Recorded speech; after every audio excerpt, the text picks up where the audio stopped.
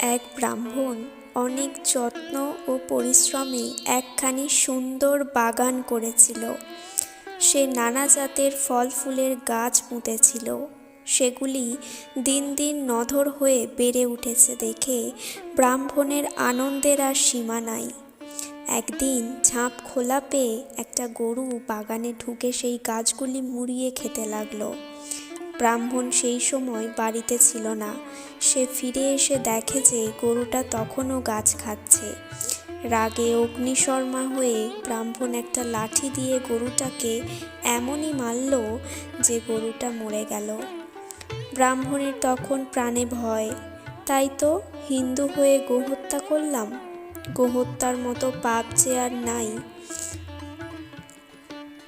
ব্রাহ্মণটি একটু একটু বেদান্ত পড়েছিল, দেখেছিল তাতে লেখা আছে যে বিশেষ বিশেষ দেবতার শক্তিতে শক্তিমান হয়ে মানুষের ইন্দ্রিয়গুলি নিজ নিজ কার্য করে।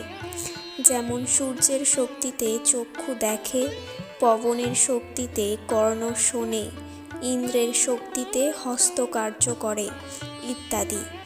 এই কথাগুলি এখন ব্রাহ্মণের মনে পড়ায় সে ভাবল, তবে তো আমি গোহত্যা করিনি, ইন্দ্রের শক্তিতে হস্ত চালিত হয়েছে, ইন্দ্রই তবে তো গোহত্যা করেছে। এই কথা মনে মনে পাকা করে ব্রাহ্মণ নিশ্চিন্ত হলো। এদিকে গোহত্যা পাপ ব্রাহ্মণের শরীরে প্রবেশ করতে এলো, কিন্তু ব্রাহ্মণ তাকে তাড়িয়ে দিল, বলল, যাও, এখানে তোমার স্থান নাই। গোহত্যা ইন্দ্র করেছে, তার কাছে যাও। কাজেই পাপ ইন্দ্রকে ধরতে গেল। ইন্দ্র পাপকে বলল, একটু অপেক্ষা করো, আমি ব্রাহ্মণের সঙ্গে দুটো কথা বলে আসি, তারপর আমায় ধরো। এই কথা বলে মানুষের বেশ ধারণ করে ইন্দ্র ব্রাহ্মণের বাগানে প্রবেশ করলেন।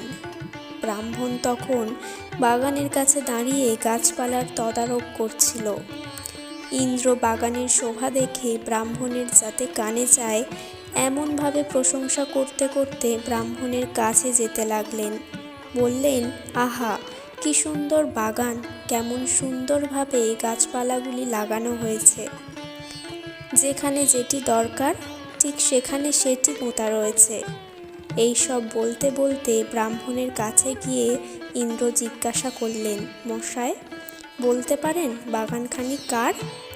এমন সুন্দরভাবে গাছপালাগুলি কে লাগিয়েছে? বাগানের প্রশংসা শুনে ব্রাহ্মণ আহ্লাদে গদগদ হয়ে বলল, আজ্ঞে, এ বাগান আমার, এসব গাছ আমিই পুঁতেছি। আসুন না, ভালো করে ঘুরে দেখুন। এই বলে ব্রাহ্মণ বাগান সম্বন্ধে নানা কথা বলতে লাগলেন। বাগানের সব গাছপালাগুলি দেখিয়ে বেড়াতে লাগলো। এইভাবে ঘুরতে ঘুরতে মৃত গরুটি যেখানে পড়েছিল, ব্রাহ্মণ ইন্দ্রকে নিয়ে সেই জায়গায় এসে পড়ল। তখন ইন্দ্র যেন একেবারে চমকিত হয়ে জিজ্ঞাসা করলেন, রাম রাম, এখানে গোহত্যা কে করল? ব্রাহ্মণ এতক্ষণ বাগানের সব কাজ সম্বন্ধে আমি করেছি বলেছে। কাজেই গোহত্যা কে করল জিজ্ঞাসায় বিষম ফাঁপড়ে পড়ে একেবারে নির্বাক চুপ। তখন ইন্দ্র নিজ রূপ ধারণ করে ব্রাহ্মণকে বললেন, তবে রে ভণ্ড, বাগানে যা কিছু ভালো সবই তুমি করেছ, আর গোহত্যাটার বেলায় কেবল আমি করেছি।